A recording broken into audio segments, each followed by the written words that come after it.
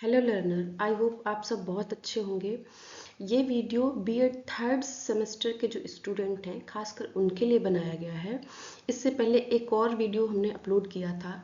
जो third semester के student हैं उनका जो पहला पेपर है जो कि डिस्क्रिप्टिव होने वाला है, कानपुर यूनिवर्सिटी के संदर्भ में बात कर रहे हैं। उसमें जो पहला पेपर है एजुकेशनल लीडरशिप एंड मैनेजमेंट वाला, उसका ये दूसरा वीडियो है। पहले वाले वीडियो में हमने एजुकेशनल लीडरशिप का बेसिक कंसेप्ट क्या होता है, उसका मीनिंग क्या है, डेफिनेशन क्या है, उसकी करेक्टरिस्टिक, लीडर्स के कितने टाइप होते हैं, इन सारी चीज़ों पर डिस्कस कर रखा है। अगर आपने वो वीडियो नहीं देखा हो तो आप उसे ज़रूर देखें, तभी आपको ये वीडियो और अच्छे से समझ में आएगा। आज के इस वीडियो में हम बात करने वाले हैं कि एजुकेशनल लीडरशिप के फंक्शन क्या क्या होते हैं, मीन्स एक लीडर के क्या क्या काम होते हैं, उसे क्या क्या करना रहता है। तो चलिए शुरुआत करते हैं, देखते हैं one by one. Educational leadership को समझने के फंक्शन समझने से पहले एक बार फिर से रिकैप ले लेते हैं कि एजुकेशनल लीडरशिप क्या होती है। जो लीडरशिप या लीडर का काम होता है वो चाहे एजुकेशन का फील्ड हो या कोई और भी फील्ड हो, सेम चीज़ वही रहेगी। हम एजुकेशनल लीडरशिप या एजुकेशन के संदर्भ में हमेशा बात करें क्योंकि हमारा लेना देना एजुकेशन से है।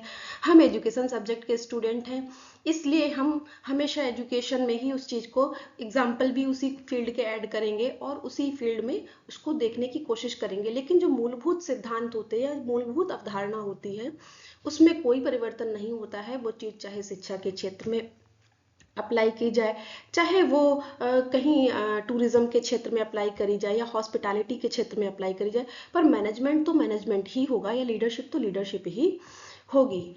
ठीक है, तो आज की वीडियो में चलिए शुरुआत करते देखते हैं कि लीडर के फंक्शन क्या क्या होते हैं, लीडर का क्या क्या काम होता है। तो सबसे पहला काम उसका होता है कि किसी भी काम को प्लान करना, माने जो वो करना चाह रहा है, जो उसके ऑब्जेक्टिव हैं, जो उसके उद्देश्य हैं, उनकी प्रॉपर प्लानिंग करना। क्योंकि जब हम रैंडमली किसी भी चीज़ को करते हैं तो बहुत अधिक संभावना ये होती है कि वो काम बिगड़ जाए या उसमें समय और ऊर्जा और धन अधिक लगे और उसके बदले में जो परिणाम निकल के आए वो बहुत कम हो। तो इसलिए किसी भी उद्देश्य को, किसी भी टारगेट को, किसी भी गोल को पूरा करने के लिए प्रॉपर प्लानिंग बहुत ज़रूरी होती है। हर चीज़ की प्लानिंग होती है। हम लोग अपने डे टू डे की लाइफ में भी देखते हैं, आप लोग भी अपनी प्लानिंग करते हो कि अभी एग्जाम आ रहा है तो एक दिन ये पढ़ेंगे, एक दिन वो पढ़ेंगे, इस तरीके से। क्यों? क्योंकि कम समय में कम ऊर्जा, कम धन लगाकर भी अच्छे परिणाम प्राप्त किए जा सके, इसलिए ज़रूरी होता है प्लानिंग। और ये प्लानिंग बहुत ही बेसिक फंक्शन होता है, यहीं से शुरुआत होती है। सबसे पहला काम अगर बोला जाए तो वो प्लानिंग का ही होता है। इसको और सोफिस्टिकेटेड लैंग्वेज में कह सकते हैं कि ब्लूप्रिंट तैयार करना, किसी भी चीज़ का खाका तैयार करना, उस चीज़ का रोड मैप तैयार करना। तो ये जो लीडर होता है उसका सबसे मेन काम होता है कि किसी भी काम की प्लानिंग करना। उसके बाद प्लान करने के बाद कोऑर्डिनेटिंग करना, मतलब जो भी हमारे पास संसाधन होते हैं, एक लीडर हो या मैनेजर हो, दोनों शब्द इंटरचेंजेबली हालांकि यूज होते हैं पर थोड़ा थोड़ा अंतर होता है।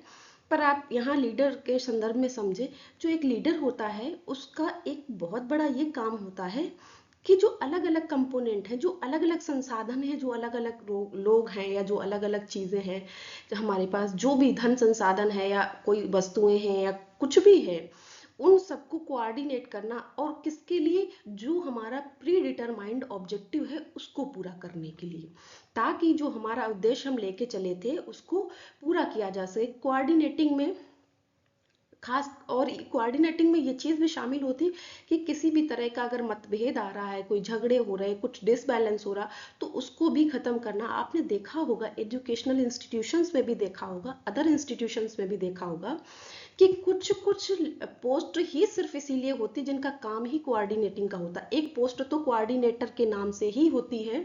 कहीं कहीं आप कुछ कुछ इंस्टीट्यूशंस में देखेंगे कि जो होता है उसको क्या बोलते हैं, एग्रीवियांस रिड्रेसल कमेटी, जिसका काम ही होता है शिकायत निवारण। तो वो भी क्या होता है कि मान लीजिए दो कोई पर्सन है, एक्स पर्सन वाई, उनके बीच में किसी बात को लेके मतभेद हो रहा है या कुछ और बातें नहीं बन रही हैं, एक टीम में काम नहीं करना चाह रहे, कुछ और समस्या है, तो दोनों को बैलेंस करना, दोनों की चीज़ों को समझना, उनमें बैलेंस बिठाना, ये काम होता है एक लीडरशिप का। तो पहला काम हुआ प्लानिंग करना, माने किसी चीज़ का जो ब्लूप्रिंट होता है, जो खाका होता है, रोड मैप होता है, उसको तैयार करना। दूसरा काम हो गया कोऑर्डिनेट करना। तीसरा काम होता है कि सही समय पर सही सूचना देना, यानी कि बहुत जब भी हम किसी उद्देश्य को लेकर चलते, कुछ भी करते हैं, तो हमें सूचना की बहुत ज़रूरत होती है, इन्फॉर्मेशन चाहिए होती, डेटा चाहिए होता है। उसके आधार पे ही मान लीजिए आप किसी चीज़ का एक कोई प्रोडक्ट ले लें, या अगले साल अपने विद्यालय में आप एडमिशन के लिए एक तैयार करें कि टारगेट बना के चले कि मुझे इतने बच्चों का चाहिए। तो उसके लिए आपके पास इन्फॉर्मेशन तो होनी चाहिए कि हम अगले साल का जो टारगेट बनाए, हमें ये तो पता हो कम से कम कि प्रेजेंट में कितने स्टूडेंट हैं हमारे यहाँ, या पिछली साल कितने रहे, तो अगली साल का हम उसी हिसाब से टारगेट बनाएं। और टारगेट रियलिस्टिक भी होने चाहिए, बस इस बात का हमेशा लीडर को ध्यान रखना चाहिए कि जो भी टारगेट फिक्स करे वो रियलिस्टिक हो, बहुत हाई फाई या बिल्कुल अनरियलिस्टिक टाइप के ना हो कि बस ऐसे ही हवा हवाई चल रहा है।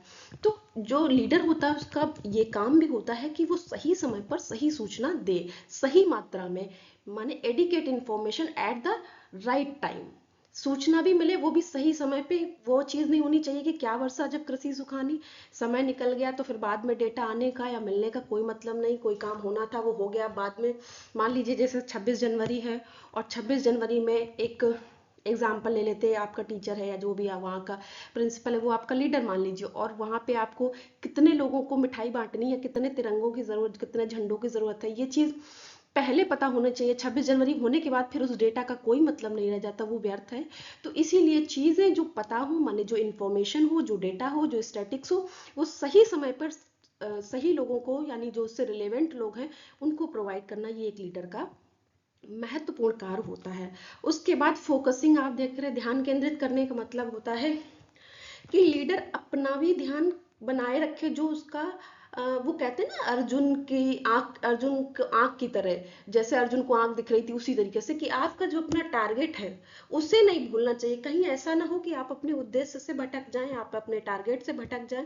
इसके लिए एक लीडर की ये बहुत बड़ी जिम्मेदारी होती है कि वो खुद भी ऑन ट्रैक रहे, रास्ते पे रहे, और लोगों, जो उसके फॉलोअर्स हैं, जो उसके मानने वाले, जो उसके अनुकरण करता है, उनको भी राइट ट्रैक पे रखे। इसके अलावा कई बार आपने खुद भी महसूस किया होगा, और वैसे भी देखा होगा दूसरों को भी, कि हम कोई भी काम करते हैं और उसमें बहुत सारी बाधाएं आती, तो वो उन अड़चनों को, उन हर्डल्स को फेस करते करते हम इतने थक जाते हैं, हम बहुत डीमोटिवेट हो जाते हैं।